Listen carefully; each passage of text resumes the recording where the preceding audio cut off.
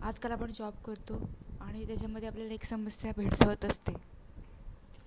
तर त्या विषयावरती आपण आज बोलणार आहोत. तरी समस्या जनरली सगळ्यांनाच भेडसावत असते, त्याचा त्रास होत असतो आणि त्यामुळे आपण आपला जॉब सोडतो आणि आपण दुसरा जॉब शोधतो.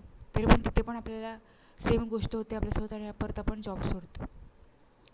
तर ती गोष्ट आहे प्रेशर. हो मित्रांनो, त्या त्या टर्मचं नाव आहे प्रेशर. तर आजकाल ही खूप मोठी समस्या झालेली आहे.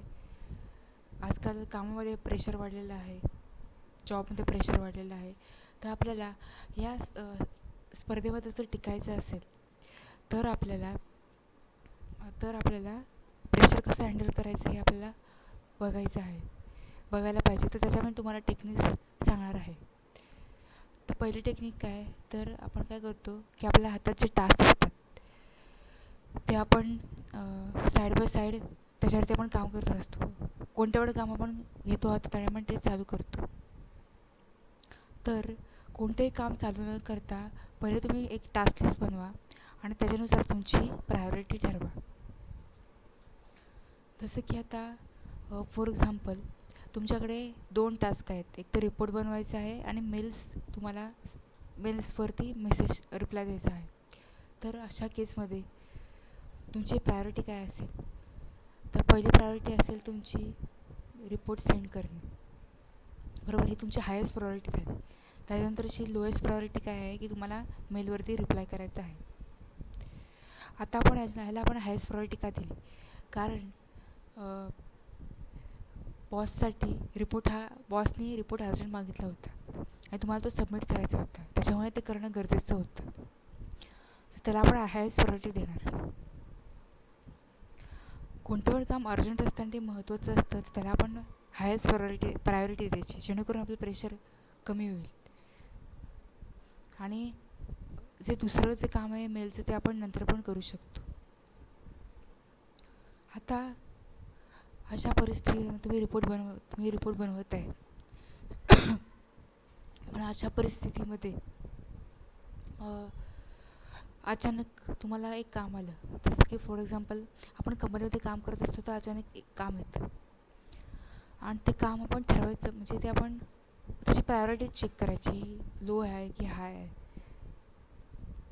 म्हणजे ते काम करणं गरजेचं आहे की नाही करणं गरजेचं. आता तुम्ही तुमची कामं करत असता, अचानक काम येतं. फॉर एक्झाम्पल आता प्रोडक्शन बग आला, सर्व्हर डाऊन झाला, तर तुम्हाला त्या कामाकडे वळायचं आहे, कारण का ते अर्जंट आहे आणि इम्पॉर्टंट पण आहे.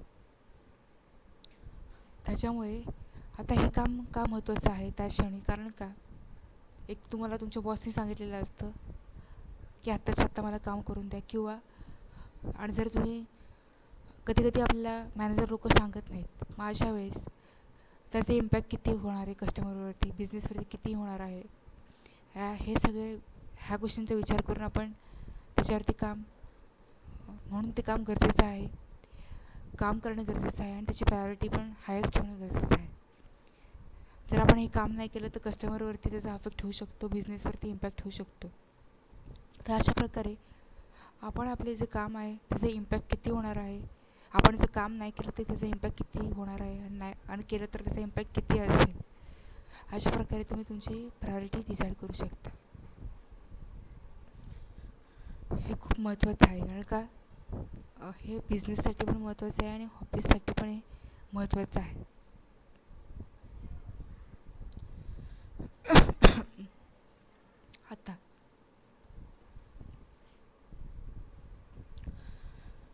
आता हे काम करता करता आता तुम्ही म्हणलं की आता प्रोडक्शन बघायला, तर आपण काय होतो, अरे प्रोडक्शन बघायला मी एवढं सगळं काम केलं होतं तरी बघ कसा काय आला, असा आपण विचार करायला लागतो.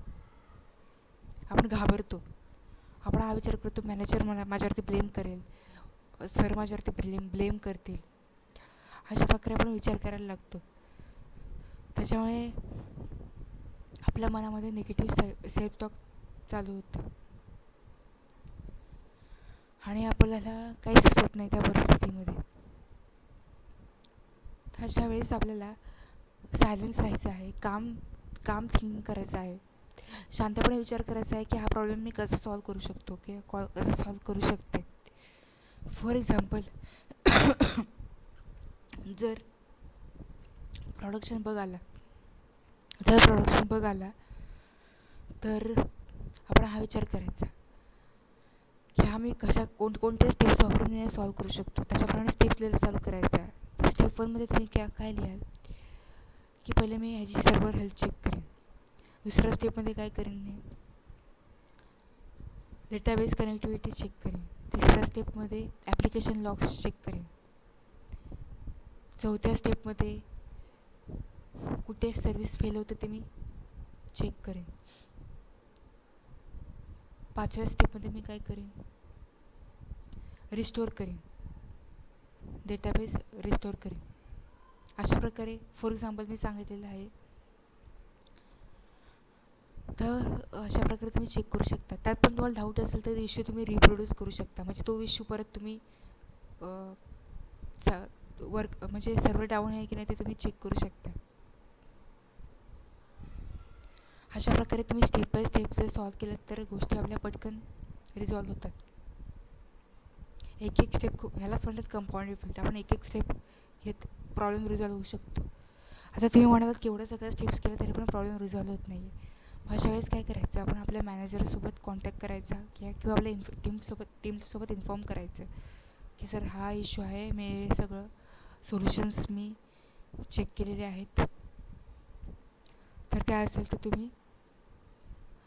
तुमची मला हेल्प लागणार आहे की मला इथे ते प्रॉब्लेम आहे, मी कसा आहे रिझॉल्व्ह करू शकतो, हे तुम्ही सांगू शकता मीटिंगमध्ये.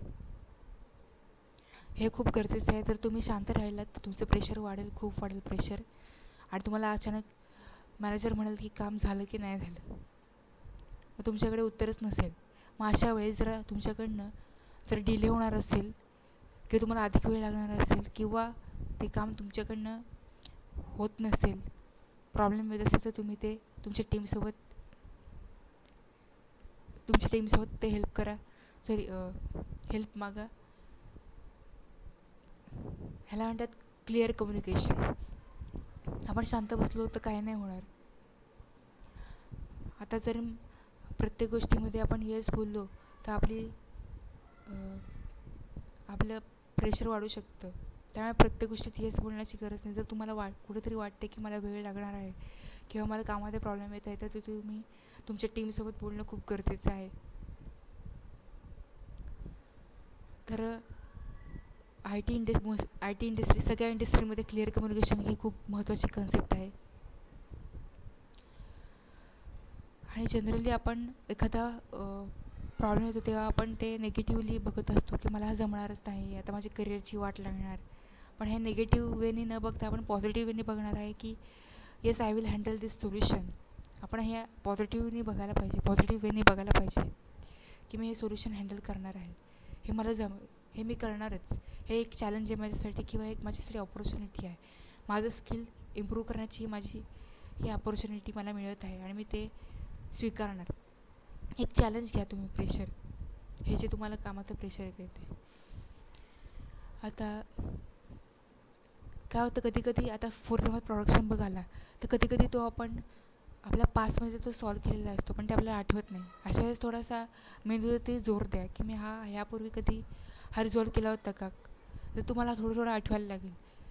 रिझॉल्व्ह केला तर कसा रिझॉल्व्ह केला, तर त्याची पण तुम्हाला मदत होईल. किंवा अगदीच तुम्ही नवीन नसताल ह्याच्यामध्ये तर तुम्ही तुमच्या साईडने सगळे प्रयत्न केलेत तरी पण तुमच्याकडनं तो प्रॉब्लेम सॉल्व्ह होत नाही. ओके, मग तुम्ही तुमच्या टीममेट्सला विचारता तर त्याचं तुम्हाला सोल्युशन मिळतं. तर ह्या सगळ्या स्टेप्स तुम्ही लिहून घ्या. तुमच्या एक डॉक्युमेंटरी बनवा, त्याच्यामध्ये सगळ्या स्टेप्स लिहून घ्या. जेणेकरून आता मिस्टेक झाली पण नेक्स्ट टाईम जरी सेम काय सिच्युएशन असेल तर तुम्हाला ह्याचा वापर करता येईल. त्यामुळे तुम्हाला ह्याला म्हणतात जर्नलिझम, हे खूप करणं गरजेचं आहे. तुम्ही प्रॉब्लेम कसा रिझॉल्व्ह हे थोडक्यात तुम्ही लिहून ठेवा. त्या स्टेप्स आठवा कसं तुम्ही रिझॉल्व्ह केलेलं आहे.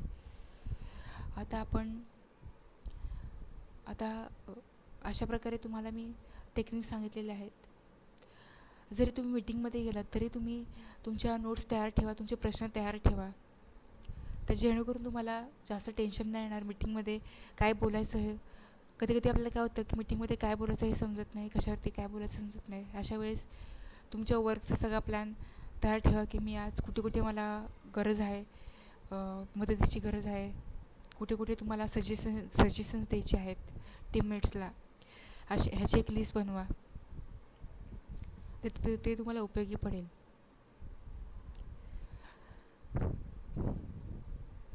जेव्हा एखादा आपल्याला प्रॉब्लेम येतो काम करताना, किंवा एखादा बग आला किंवा एखादा असा टास्क आला ज्याच्यामुळे आपला प्रेशर वाढतं, तर अशा वेळेस पाहिजे तर डीप ब्रेथ घ्या, दीर्घ श्वास घ्या, सोडा, दीर्घ श्वास घ्या, सोडा.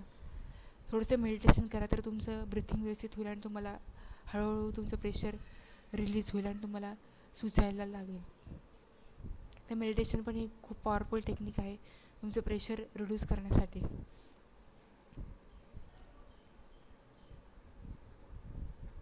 अशा प्रकारे तुम्ही टेक्निक्स वापरू शकता.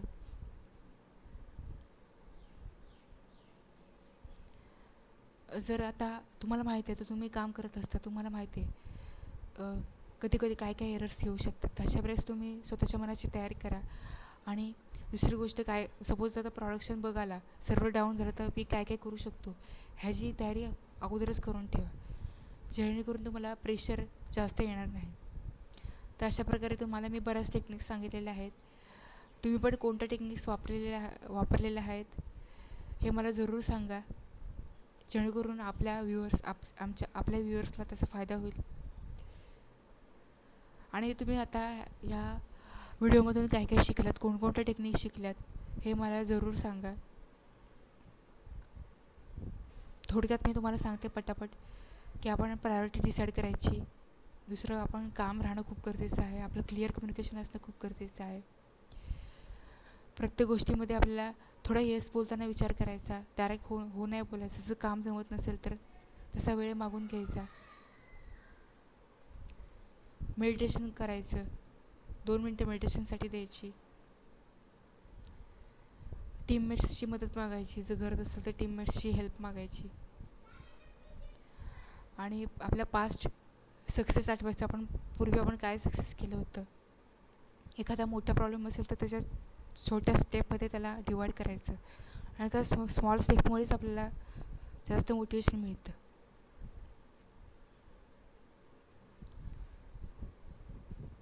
आणि स्मॉल स्टेप झालं. आणि आपण एक जर्नलिझम करायचं की आज मी कुठे इम्प्रूव्हमेंट, जर्नलिझम करायचं की आज मी माझे कोणते टास्क महत्त्वाचे कंप्लीट केले, आज कोणते अपूर्ण आहेत, कशामध्ये गरज आहे इम्प्रूव्हमेंट करण्याची. आणि मिस्टेक झाली तरी घाबरण्याची काय गरज नाही आहे, तुम्ही ते ओव्हरकम करू शकता. तर अशा प्रकारे टेक्निक्स तुम्हाला सांगितलेले आहेत. आता प्रॉब्लेम छोट्या छोट्या स्टेपमध्ये कसा सॉल्व्ह करायचा एक छोटंसं एक्झाम्पल सांगते. आता फॉर एक्झाम्पल, आता सर्व्हर डाऊन झाल्यावरती तुम्हाला मगाशी मी छोट्या छोट्या स्टेप सांगितल्या होत्या. कारण का तो मोठा प्रॉब्लेम आला की आपण घाबरून जातो, आपल्याला काही सुचतच नाही तो प्रॉब्लेम कसा सॉल्व्ह करायचा. अशा वेळेस छोट्या छोट्या स्टेप्स घेणे खूप गरजेचं आहे. आता सपोज आता तुम्हाला छोटंसं सिम्पल एक्झाम्पल सांगते की तर मोबाईल चार्जिंगला लावला आहे पण मोबाईल चार्जिंग होत नाही आहे. तर अशा वेळेस आपण घाबरून जातो का नाही, तर आपण छोटे छोटे स्टेप्स घेतो. पहिले आपण चेक करतो की मोबाईल चार्जिंगला लावला की नाही लावला, व्यवस्थित लावला की नाही लावला. त्याची वायर चेक करतो, ती केबल व्यवस्थित लावली की नाही लावली. ओके, ही झाली पहिली स्टेप. दुसरी स्टेप, आपण USB ती वायर आपण चेंज करतो, दुसरी वायर नवीन टाकतो, तरी पण बॅटरी चार्ज नाही होते. तिसरी गोष्ट, बटन तर खराब नाही आहे इलेक्ट्रिसिटीचं, ते चेक करतो. आणि मग अगदीच तुमचे हे सोल्युशन रिस्टार्ट करतो. चौथं सोल्युशन रिस्टार्ट करतो. अगदीच तर काय होत नसेल तर आपण काय करतो, डायरेक्ट आपण शॉप्समध्ये जातो. ही शेवटची स्टेप झाली, म्हणजे हेल्पची स्टेप झाली. तर अशा प्रकारे तुम्ही मोठा प्रॉब्लेम जरी असला तरी त्याचे आपण छोट्या छोट्या स्टेपमध्ये आपण डिवाईड करून त्याचं सोल्युशन मिळवू शकतो, जेणेकरून प्रेशर कमी करण्यास मदत होते. हे तुम्हाला मी थोडक्यात याची समरी सांगितलेली आहे. तर मित्रांनो, तुम्ही जरूर सांगा तुम्ही ह्याच्यातून आज काय घेऊन जाणार आहात, ह्याच्यातून काय काय शिकणार आहात. धन्यवाद.